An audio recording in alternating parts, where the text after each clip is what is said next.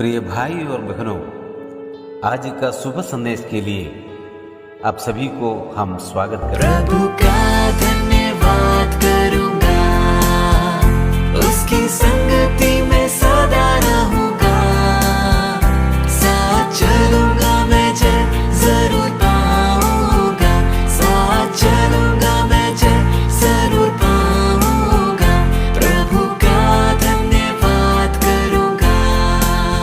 आज का संदेश ब्रदर नेल्सन थॉमस मुंबई से बांटा जाएगा। प्रार्थना के साथ सुनिए। प्रभु परमेश्वर की स्तुति हो। शुभ संदेश के हमारे सारे श्रोताओं को मसीह यीशु के अति श्रेष्ठ नाम में नमस्कार और जय मसीह की। थोड़ी देर के हमारे मनन के लिए आइए पढ़ेंगे लूका रचित समाचार, उसका 13वां अध्याय 6 से लेकर 9 पदों को। Luke's gospel chapter 13 verse 6 to 9। फिर उसने यह दृष्टांत कथा कही, किसी व्यक्ति ने अपनी दाखी बारी में अंजीर का एक पेड़ लगाया, सो वो उस पर फल कोसता आया, पर उसे कुछ नहीं मिला। इस पर उसने माली से कहा, अब देख, मैं 3 साल से अंजीर के इस पेड़ पर फल ढूंढता आ रहा हूँ, किंतु मुझे एक भी फल नहीं मिला, सो इससे काट डाल। यह धरती को यूं ही व्यर्थ क्यों करता रहे? माली ने उसे उत्तर दिया, हे स्वामी, इसे इस साल तब तक छोड़ दे जब तक मैं इसके चारों तरफ गड्ढा खोदकर इसमें खाद लगाऊं।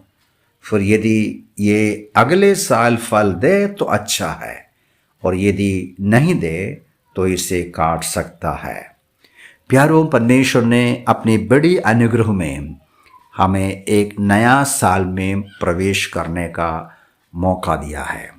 2023 हमसे हमेशा के लिए चले गया। एक नया साल 2024 में परमेश्वर हमें पहुंचाया है। परमेश्वर की स्तुति और धन्यवाद करना अवश्य है। इस नए साल के शुरुआत में हमें समझने की 3 मुख्य बिंदु हम पढ़ा हुआ इस वचन में से हमें मिलता है। एक बात यह है, जैसा साल समय बीत जाते हैं, हम इस बात को मन में रखना है, परमेश्वर हमारे जीवन से फल ढूंढते हैं। परमेश्वर ने अपनी बड़ी कृपा में हमें हर रोज चलाते हैं, हमारी आवश्यकताओं को पूरा करते हैं, हमें उद्धार किया है, हमें परमेश्वर का संतान बनाया है, हमें पापों की क्षमा दिया गया है, और हमें बहुत सारी स्वर्ग की सारी आशीषों से भर दिया है, और हमसे फल ढूंढते हैं। फल मतलब क्या होते हैं, इसके बारे में अलग अलग बातें अलग अलग जगह में हम पढ़ते हैं, लेकिन सारांश में फल मतलब हमारे अंदर से ईश्वरीय गुणों को प्रकट होना है, मसीह के समान की जिंदगी होना है।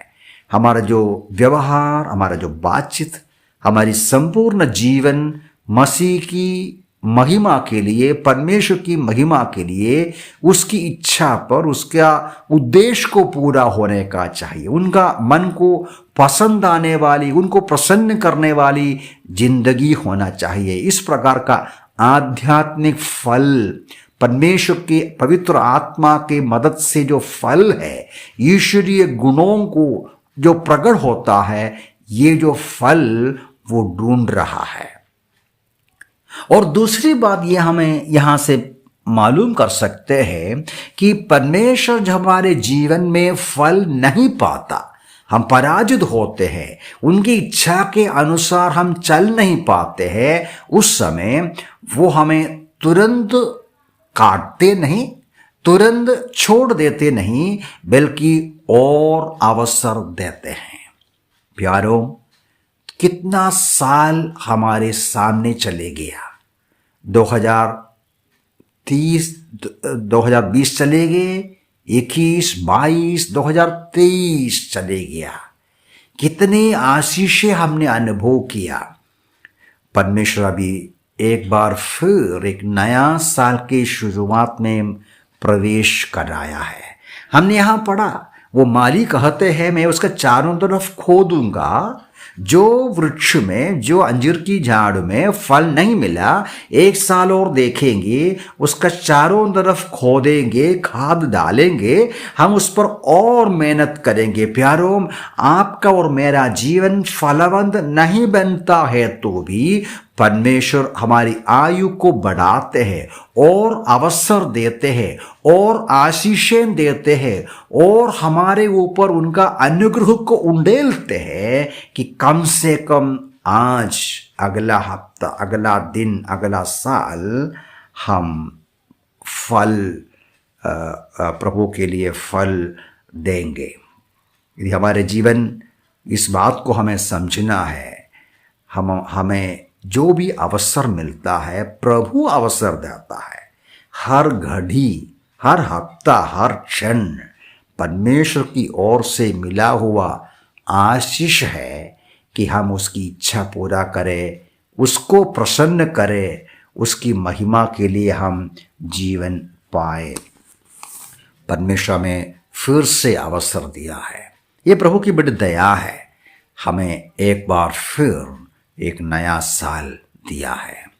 और यहाँ ये जो वचन हमने जो पढ़ा, उधर फिर से इस बात को पढ़ते हैं 9वां पद में। माली ऐसा कहते हैं, यदि अगले साल फल दे तो अच्छा है, यदि नहीं दे तो इसे काट सकता है।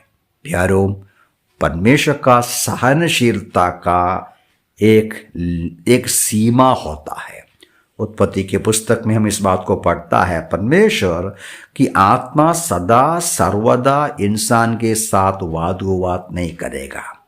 परमेश्वर जरूर दयालु है, करुणामय है, उसमें कोई शक नहीं है, लेकिन परमेश्वर हमारे जो जीवन पर ध्यान देते हैं, यदि हम निरंतर, लगातार निष्फल जिंदगी बिताते हैं, परमेश्वर के इच्छा के अनुसार हम चल नहीं पाते हैं, तो यहाँ हम पढ़ता है वो हमारे ऊपर हमें उनका दंड का हाथ, उनका हाथ हमारे खिलाफ आ सकते हैं। ये बात को समझकर मेरी प्रार्थना है, ये नया साल में हमारे सामने खुला हुआ इस बहुमूल्य अवसर का फायदा उठाकर प्रभु की महिमा करें, प्रभु की इच्छा को हम पूरा करें।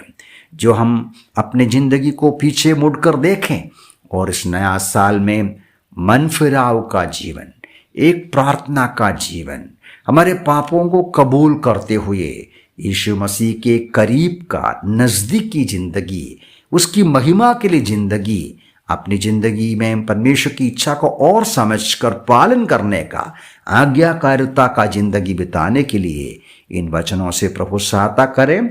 सारे सुनने वालों को एक आशीष भरा, शांति भरा, विजय का एक साल का कामना करते हुए, प्रार्थना करते हुए मैं करता हूँ। प्रभु के नाम की महिमा हो।